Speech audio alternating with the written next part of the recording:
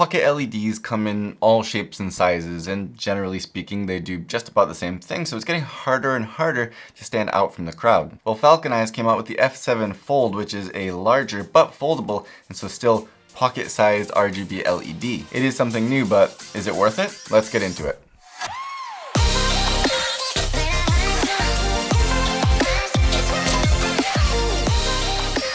Hey, what's up? I'm Scott and welcome to the channel. If you're new here, thank you for watching.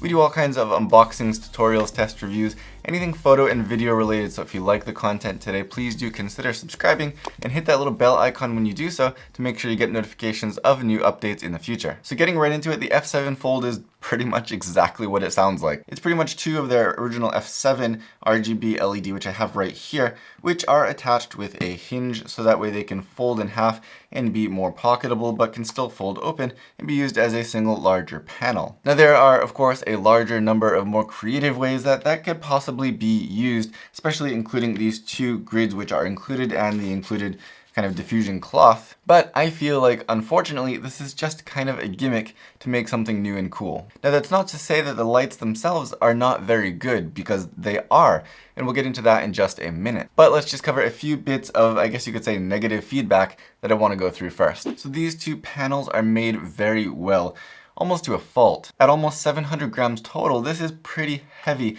And so is the original F7, but at least the original F7 using the magnetized backside could hold itself onto a round pole like on a C-stand. The new F7 Fold, on the other hand, is too heavy, and even though both of these do still have that magnetized backside, it just won't hold itself up on something round like a C-stand or a light stand or a metal pole, meaning that you can only take advantage of that magnetic backside on a completely flat metal surface, which is unfortunate. Now, kind of building on that, I was originally imagining that you could take advantage of that magnetic backside even if it is on a flat wall or a ceiling, so you kind of magnetize one of them to the wall and then fold the other out down at an angle, or even if it's sideways, magnetize it to the wall and then use the other to fold out at some other angle instead of just flat up against the wall. That could have been a really interesting and convenient way to mount this at different angles overhead or to the side without having to use any additional things for mounting it. But unfortunately, no. This only folds in one direction, and that is not the direction that would allow you to fold it away from a wall once you've got it on there. So once you've slapped it onto a metal wall or flat surface, that's all you got is just straight out from that surface. Now don't get me wrong, it's still very nice to be able to just slap this into a wall or a ceiling if you have something that works in that particular location and situation, which may be a little bit rare, but really just letting this rotate or fold, I guess you could say, a full 360 degrees, both back and front, would really add to the flexibility of this little panel here, pun intended. At least you do get a pretty solid little mounting magic arm included in the kit though, so you have a little bit of flexibility in mounting this in some other situations. Now at this point, I was trying to weigh the pros and the cons of having these physically connected instead of two separate F7 panels. In all honesty, there were very few situations that I came across that I would prefer to have them connected, unfortunately. If they shared a single larger power source or even a single more simplified control panel, maybe. If they were quickly and easily and even toollessly detachable, sure, but they're not. Now you can control them in a group as if they were a single light in the mobile app, but you could do that even if they weren't physically connected. As it is, you have to charge them with two separate cables. Aside from using the app, you have to control all the settings separately as if they were two separate lights anyway. And when you fold them, they end up being just as compact and pocketable as if you had two stacked non-connected F7s anyway.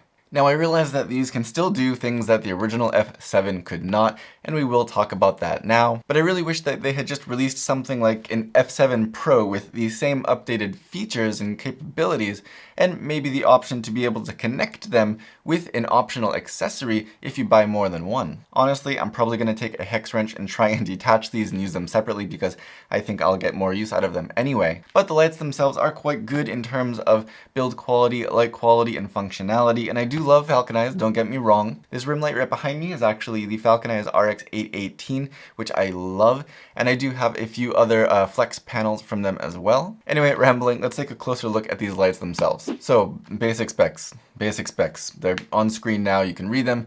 Essentially just as words, they mean nothing. The F7 Fold goes all the way from 2500K to 9000K in white light mode, so here are some results of testing with the Seikonic C800 color meter at a few points within that range. Individually, using one light at a time, not the whole panel, here are some comparisons of brightness compared to a handful of other pocket LEDs on the market. And here are those same results with the full double panel lit up. Keep in mind that as the price of each of these changes, so do their capabilities and included accessories, and the F7 Fold is actually on the upper end of all of those things. But as I already said, I think that judging based on the build quality, the light quality, and the capabilities, the accessories, everything built in and included with the F7 Fold, it's actually quite a good price for what you get. So once more, just to give you an example in terms of camera settings, since people always ask about that, I'll throw up a video clip with all of the settings on screen using the F7 as a key light with the diffusion cloth on, placed about a meter away from the subject.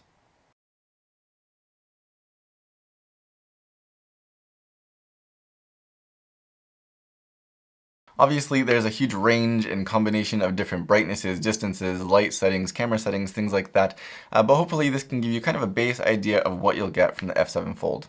So each of the two parts of the F7 Fold are nearly identical. The only thing that really makes this look like it's one cohesive unit is the fact that this little RGB scale is only on the bottom half. The branding up here is only in the top half, and again, you got some text down along the bottom part. Otherwise, these are physically identical. You get a simple little display screen on each of these showing you what mode you're in, the settings, and of course a little battery meter. You've got the power switch on the top here, which also doubles as your mode button to switch between the different modes. You've got a function toggle here that you can push up and down to change parameters, as well as push to change which parameter you're adjusting when you're in some mode that has more than one adjustable parameter. Under that, you have the intensity dial, and this goes from 1% up to 100% in 1% increments. And then at the bottom, you have that USB port. It's a USB-C, and it says Quick Charge 3.0 compatible. You can also use this while it's charging, but keep in mind that each of these requires separate power. I think I already covered it on screen with the basic specs, but you should get about 2.5 hours of use at full power with this 24-watt light, which is not bad at all. So besides the white light mode, you do also get both HSI control and, if you skip through here, RGB control of the colored light modes. Plus, you actually get both Lee and Roscoe filter modes, where you can just jump in and dial through a bunch of preset filters from either brand if you're looking to match something that you already have on set. You also have a fairly large number of special effects built in, ranging from your police car effects to lightning, candlelight, paparazzi, and cool color effects.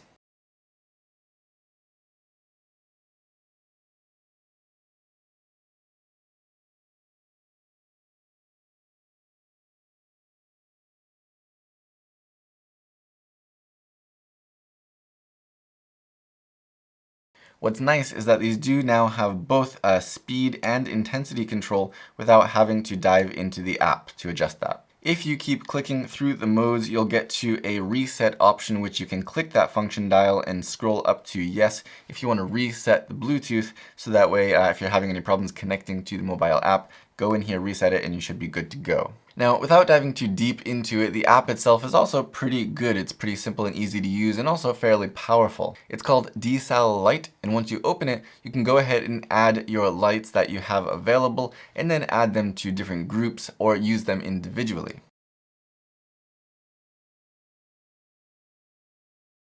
In the app, you get control of all of the capabilities we just talked about, as well as the ability to use your phone's camera as a color picker to try and match the color of something around you.